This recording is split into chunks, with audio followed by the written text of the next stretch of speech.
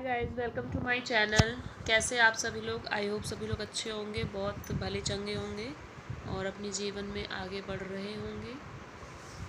और आज मैं इस टॉपिक पे बात करने वाली हूँ कि जो ऑटिस्टिक बच्चे होते हैं, ऑटिज्म जिन बच्चों को होता है, और उन बच्चों की ज़िंदगी और उनके माँ बाप की ज़िंदगी बहुत ज़्यादा टिपिकल हो जाती है कि उनकी उनकी ज़िंदगी, उन बच्चों की ज़िंदगी ना तो नॉर्मल बच्चों की जैसे होती है और ना ही उनके माँ बाप की ज़िंदगी नॉर्मल माँ बाप की तरह होती है। बहुत से चेंजेस आ जाते हैं उनमें, बहुत सारी डिफ़िकल्टीज़ आ जाती हैं। एक डिप्रेशन, एक वो, ये तो एक अलग ही मतलब अलग ही मैटर है। वो तो हर माँ बाप को होता है जिसके भी बच्चों में कुछ दिक्कत होती है, कोई कमी होती है।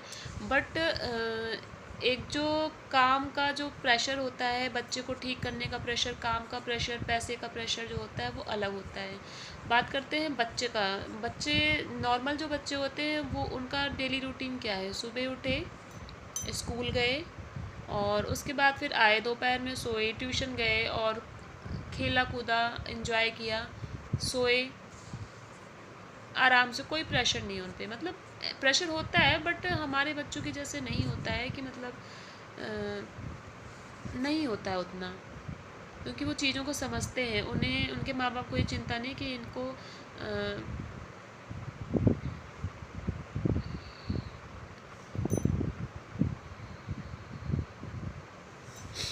इनको सारी चीज़ों से प्रोटेक्ट करना है।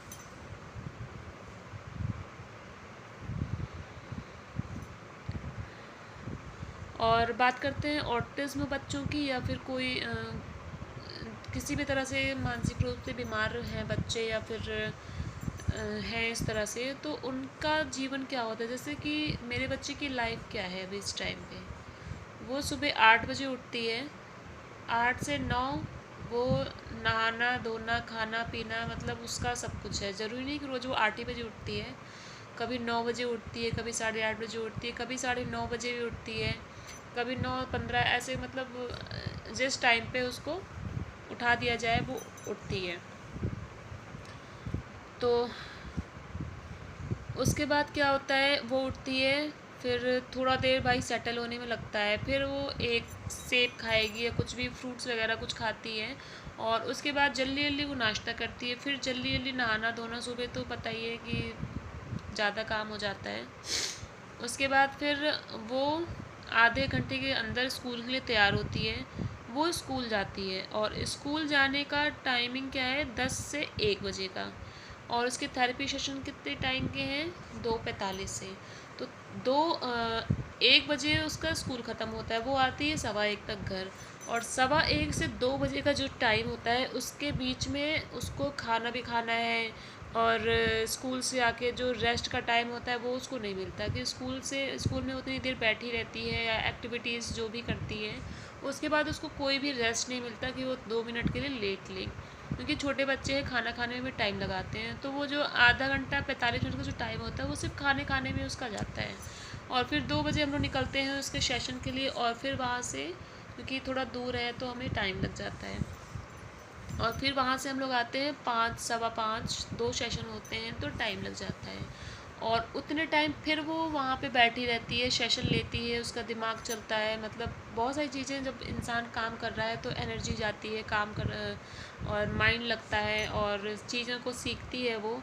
और उसके बाद 5 5:30 तक, और वो भी दोपहर में। आप सोचो, 2 बजे हम लोग ऑटो से जाते हैं, इतनी धूप में जाते हैं। एक छोटा बच्चा जो कि अभी 5 साल का भी नहीं है, छोटा बच्चा धूप में ऑटो में जाता है। 2 बजे की धूप, आपको पता है गर्मियों में कितनी ज़्यादा तेज़ धूप होती है। ऑटो के अंदर भी एकदम गर्मी सी, मतलब गर्माहट सी होती है, शरीर से तिलमिलाता सा रहता है गर्मी के कारण।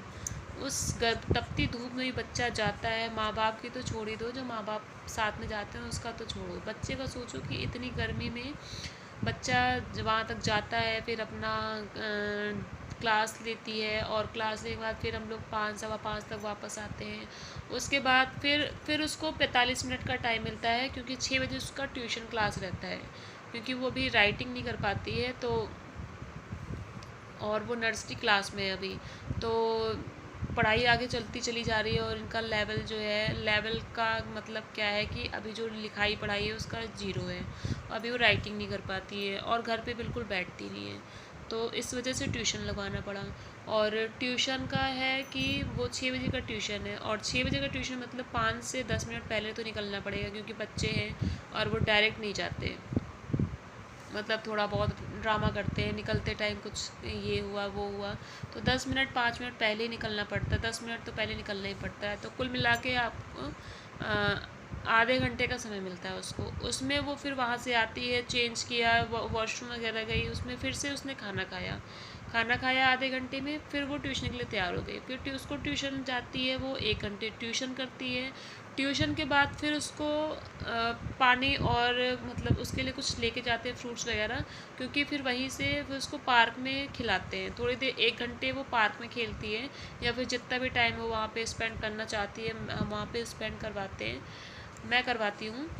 और उसके बाद वो 8-9 बजे फिर वो घर आती है, फिर खाना खाती है, और फिर 10-11 बजे वो सो जाती है। तो इन सारी चीज़ों के बीच में उसे अपना मतलब अपना टाइम उसके पास नहीं। जैसे और बच्चों को देखते हैं कि वो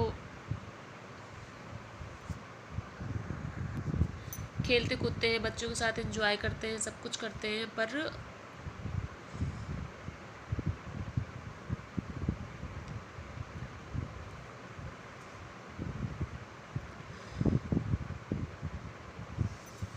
वो तो उनकी लाइफ में ऐसा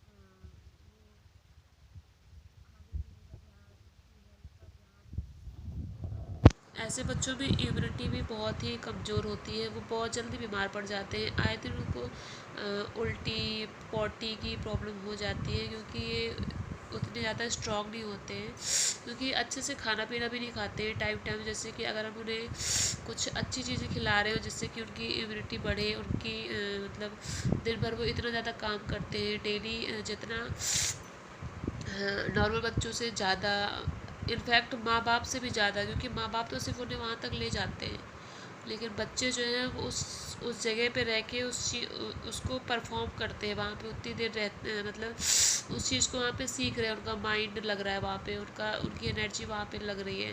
तो उन्हें उसी हिसाब से खाना पीना भी चाहिए, ताकि वो फिज़िकली स्ट्रांग रहे, तो ही उनकी मेंटल हेल्थ सही रहेगी और अच्छी होने में उन्हें फ़ायदा मिलेगा।